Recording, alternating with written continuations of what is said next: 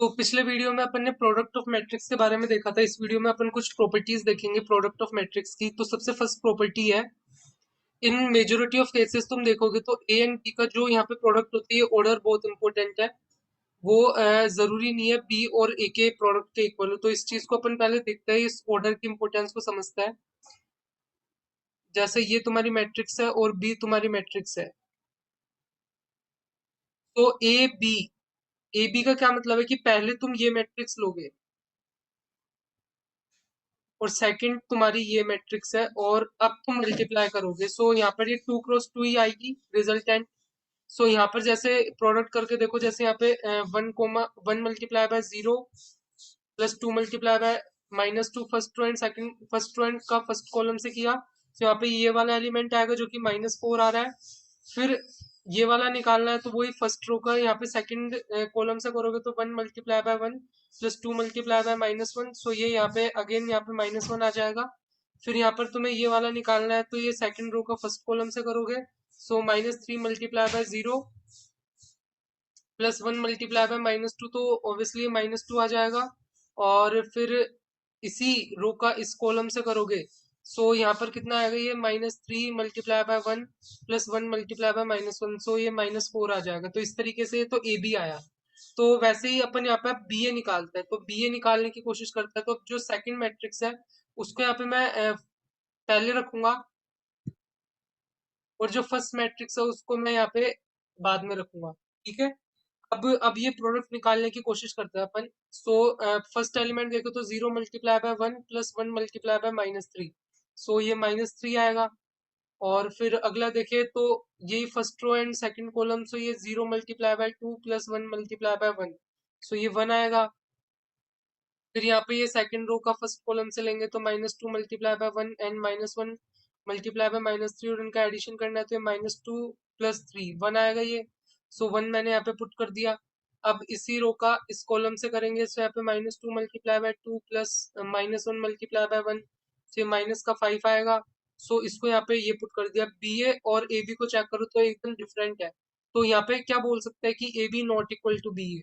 So in majority of cases यही होता है। तो ये ऑर्डर बहुत इंपॉर्टेंट है, ये चीज तुम ध्यान रखो, ये कम्यूटेटिव नहीं होता है। तो वो कम्यूटेटिव तो नहीं है, लेकिन यहाँ पर एसोसिएटिव प्रॉपर्टी काम करती है। यानी जैसे पहले बी और सी को तुमने मल्टीप्लाई किया, फिर एक मैट्रिक्स आई और फिर उसको तुम ए से मल्टीप्लाई करोगे, वो सेम होगा कि ए और बी एक मैट्रिक्स, ए और बी मैट्रिक्स को तुमने पहले मल्टीप्लाई करके एक अलग मैट्रिक्स ले ली और फिर सी से मल्टीप्लाई ऐसे किया। तो ऑर्डर तो तुम्हें पता ही है कि ए बी और बी अलग अलग होता है, ये नहीं होता। तो यहाँ पर ये इसमें भी तुम देख ही सकते हो कि ये वाली चीज ऑब्वियसली डिफरेंट होगी। तो ये ऑर्डर में एसोसिएटिव से मैं क्या बोल रहा हूँ कि जैसे पहले तुम इसमें क्या कर सकते हो, ए बी सी में कि ए एंड बी को भी पहले मल्टीप्लाई कर सकते हो, फिर उस जो मल्टीप्लिकेशन आएगा उससे फिर उसको सी से कर सकते हो। तो यहाँ से एक मेथड तो ये है। या फिर तुम ऐसे भी कर सकते हो कि बी एंड सी को ऐसे मल्टीप्लाई कर लिया इसी ऑर्डर में, सी बी नहीं किया, बी सी को ही निकाला, और फिर यहाँ से जो मैट्रिक्स आई फिर उसको ए को आगे रख के और बी सी को पीछे रखकर फिर मल्टीप्लाई किया। सो इस तरीके से ये दोनों चीजें सेम ही है, तो इस चीज का तुम ध्यान रख सकते हो। थर्ड है, जो मैट्रिक्स मल्टीप्लिकेशन होता है वो डिस्ट्रीब्यूटिव होता है with respect to addition and subtraction. तो इसका क्या मतलब है कि यहाँ पर यहाँ पे बी प्लस सी या बी माइनस सी ये है, और फिर तुम ए से मल्टीप्लाई कर रहे हो, तो तुम एक तो क्या कर सकते हो कि बी प्लस सी को निकाल सकते हो, फिर उससे एक मैट्रिक्स आ जाएगी। या बी माइनस सी इधर का तो उसको निकाल सकते हो, मैंने तुम्हें एडिशन एंड सब्ट्रैक्शन बताया मैट्रिक्स का कैसे करता है, और फिर उसको ए से मल्टीप्लाई कर लो ऐसे। या फिर तुम ऐसे भी कर सकते हो कि ए बी प्लस माइनस ए सी, कि ए बी को अलग से निकाल लो, ए सी को अलग से निकाल लो, और या ऐड करना है तो ऐड कर दो, सब्ट्रैक्ट करना है तो सब्ट्रैक्ट कर दो। तो ये डिस्ट्रीब्यूटिव है with respect to addition and subtraction, ऐसे मैं बताना चाहता हूँ। तो यहाँ पे फोर्थ प्रॉपर्टी देखता है कि मान लो कि तुम्हारे पास दो मैट्रिक्स है ए एंड बी, और तुम्हें A B is equal to null matrix दे रखा है यहाँ पर। सो ये नेसेसरी नहीं है कि इन दोनों में से कोई एक नल मैट्रिक्स हो ए बी के नल मैट्रिक्स होने के लिए। जैसे एक एग्जांपल ले सकते हैं कि एक मैट्रिक्स है तुम्हारे पास दिस, ये नल मैट्रिक्स नहीं है क्योंकि इसके सारे एलिमेंट जीरो नहीं है। एक एलिमेंट एक मैट्रिक्स ये ले लो, और अब तुम इनका मल्टीप्लिकेशन करो। सो मल्टीप्लिकेशन तुमने करा 0 0 2 0, और यहाँ पर ये 1 0 0 0, और अब तुम मल्टीप्लाई करके देखो तो फर्स्ट एलिमेंट क्या आएगा, इसको इससे मल्टीप्लाई किया तो 0 multiply by 1 plus 2 multiply by 0। सो 0, फिर अगेन इसी रो को इस कॉलम से, सो यहाँ पे अपना 0 multiply by 0 plus 2 multiply by 0, तो ये 0 आया। फिर इस रो को इस कॉलम से, तो 0 × 1 + 0 × 0 आया। फिर ये एलिमेंट लेने के लिए सेकंड रो को सेकंड कॉलम से मल्टीप्लाई किया तो A22 यहाँ पे आ जाएगा, जो कि second row and second column के कॉरस्पॉन्डिंग एलिमेंट है। सो वो ऑब्वियसली 0 × 0 + 0 + 0 आ रहा है। सो यहाँ पे नल मैट्रिक्स आ रही है, जबकि इन दोनों में से कोई भी नल मैट्रिक्स नहीं थी। तो जरूरी नहीं है कि ए बी के मल्टीप्लिकेशन को नल मैट्रिक्स होने के लिए ए या बी में से कोई एटलीस्ट वन नल मैट्रिक्स हो, तो वो तो जरूरी नहीं है। अगर होगा तो ऑब्वियसली है, तो नल मैट्रिक्स आएगा ही। लेकिन अगर नहीं भी है, कोई भी इन दोनों में से एक भी नल मैट्रिक्स नहीं है, तब भी ये हो सकता है कि इनका जो मल्टीप्लिकेशन है वो नल मैट्रिक्स आ जाए। फिफ्थ प्रॉपर्टी है कि जो कैंसिलेशन लो है वो जरूरी नहीं है कि होल्ड लो। कि जैसे कि तुम्हें A B is equal to A C दे रखा है, तो ऐसे नहीं है कि तुम ऐसे लिख सकते हो generally B is equal to C. यहाँ पर ए को कैंसिल करके तुमने लिख दिया बी इक्वल टू सी। तो इन जनरल क्या होता है कि बी नॉट इक्वल टू सी होता है, अगर ऐसा केस भी है तो जैसे कि एक एग्जांपल लो, तो यहाँ पे तुम कैंसिल नहीं कर सकते ए को, कहने का मतलब। सो एक ये है, और बी मैट्रिक्स मैं यहाँ पे ये ले रहा हूँ, और सी मैट्रिक्स अपनी है यहाँ पर 1 1 1 2। और अब जैसे तुम देख सकते हो कि बी एंड सी यहाँ पर सेम नहीं है, लेकिन अब अपन ए बी निकालते हैं। सो ए बी का मल्टीप्लिकेशन अपन निकाले तो 1 0 0 0 एंड ये 1 1 1 0। सो यहाँ पे निकालो, तो वही first row and first column, तो 1 × 1 + 0 × 1। सो ये 1 आएगा। वैसे ही ये निकालोगे तो ये यहाँ पे 1 आएगा तुम्हारे पास, ये 0 आएगा एंड ये 0 आएगा। तो ये आ रहा है तुम्हारे पास, मैंने तुम्हें निकालना बताई दिया, तुम आराम से निकाल सकते हो। और वैसे ही तुम अगर ए सी निकालते हो यहाँ पर, सो ए सी निकालने के लिए 1 0 0 0, और ये यहाँ पर 1 1 1 2। और अब ये यहाँ पर तुम्हें मल्टीप्लिकेशन निकालना है, सो इसको निकालो।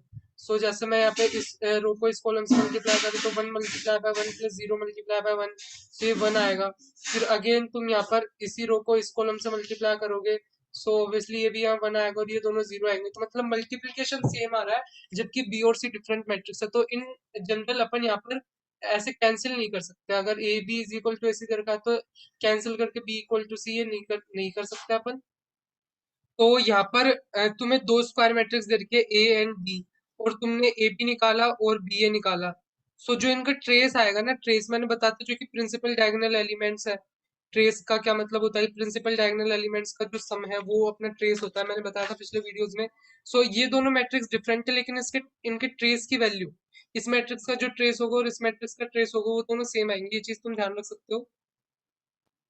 तो नेक्स्ट प्रॉपर्टी है यहाँ पर कि मैंने तुम्हें बता दिया ए एंड बी कैसे निकालना है, मल्टीप्लिकेशन कैसे करना है।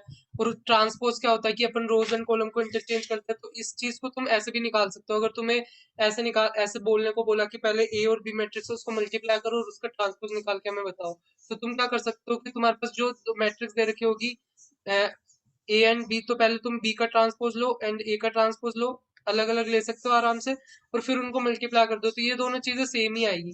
सो इसको रिवर्सल लो बोलता है। तो यहाँ पर ऐसे नहीं है कि तुम इसको ए का ट्रांसपोज मल्टीप्लाई बाय बी का ट्रांसपोज ऐसे ओपन कर सकते हो। ये इस तरीके से ओपन होता है, बी का ट्रांसपोज मल्टीप्लाई बाय ए का ट्रांसपोज। तो इस चीज का ध्यान रखना। सो वैसे तुम्हारे पास ज्यादा मैट्रिक्स दे रखी है, तो इस तरीके का दे रखा है, तो इसको तुम कैसे कर सकते हो? ऐसे मैंने बताया यहाँ पे, इसको पूरा एक मैट्रिक्स मान लो। बी एन सी का मल्टीप्लीकेशन तुमने किया और उससे तुम्हारे पास एक मैट्रिक्स है। अब मैंने दो के लिए तो बताया था कि ए एंड बी का ट्रांसपोज को कैसे ओपन करता है, ए एंड बी का ट्रांसपोज मल्टीप्लाई बाय ए का ट्रांसपोज। तो इसको ऐसे कर सकते हो, बी एंड सी का ट्रांसपोज मल्टीप्लाई बाय ए का ट्रांसपोज। फिर अगेन इसको कैसे ओपन कर सकते हो, सी का ट्रांसपोज मल्टीप्लाई बाय बी का ट्रांसपोज, और ये ए का ट्रांसपोज इधर रहेगा। सो इस तरीके से जनरल तुम्हारे पास जैसे ये A1 A2 up to AN, ये पूरा मल्टीप्लिकेशन और उसका ट्रांसपोज पूछा है, तो यहाँ पे AN का ट्रांसपोज, AN-1 का ट्रांसपोज, फिर यहाँ A2 का ट्रांसपोज, A1 का ट्रांसपोज, ऐसे तुम यहाँ पे निकाल सकते हो। तो जो नेक्स्ट प्रॉपर्टी है, तुम ध्यान रख सकते हो कि ए एंड बी जो मैट्रिक्स है उसका जो डिटर्मिनेंट है, डिटर्मिनेंट मैंने पिछले वीडियोस में अभी मैंने बात नहीं की, लेकिन मैंने तुम्हें 2 × 2 मैट्रिक्स का डिटर्मिनेंट कैसे निकालता है उसका, और एक 3 × 3 का भी एग्जांपल दिया था। सो तुमने डिटर्मिनेंट चैप्टर में पढ़ा होगा कि मैट्रिक्स का डिटर्मिनेंट कैसे निकालते हैं, स्क्वायर मैट्रिक्स का। सो यहाँ पर इस चीज का जो डिटर्मिनेंट है वो determinant of A multiply by determinant of B होता है। तुम दो मैट्रिक्स तुम्हें दे रखी है, तो उसका अगर मल्टीप्लीकेशन का से जो मैट्रिक्स आएगी उसका डिटरमिनेंट निकालना है, तो सिंपली तुम्हारे पास ए मैट्रिक्स का डिटरमिनेंट निकाल लो और बी मैट्रिक्स का डिटरमिनेंट निकाल लो और उसका मल्टीप्लीकेशन कर लो। सो वही इस चीज का डिटरमिनेंट हो जाएगा। तो ये चीज तुम ध्यान रख सकते हो। तो अगर तुम्हें डिटरमिनेंट ऑफ ए की पावर एन पूछा तो इसको तुम क्या कर सकते हो, इसको तुम ऐसे ए अब इसका एन बार तुमने मल्टीप्लीकेशन किया होगा तब जाके ये आया होगा। और सिंपली इसको क्या कर सकते हो, अभी मैंने जो लो बताया उससे determinant of A multiply by determinant of A, ऐसे ही एन बार ऐसे लिख सकते हो। तो क्या हो जाएगा, डिटरमिनेंट ऑफ ए की होल पावर एन। सो इस तरीके से ये इस चीज को तुम ध्यान में रख सकते हो। तो ये कुछ प्रॉपर्टीज थी जो मैंने तुम्हें बताई। तो तुम्हें अच्छा लगा होगा यार, अच्छा लगा हो तो लाइक करो, सब्सक्राइब करो, कोई क्वेरी हो तो पूछो, फिर मिलते हैं बाद में।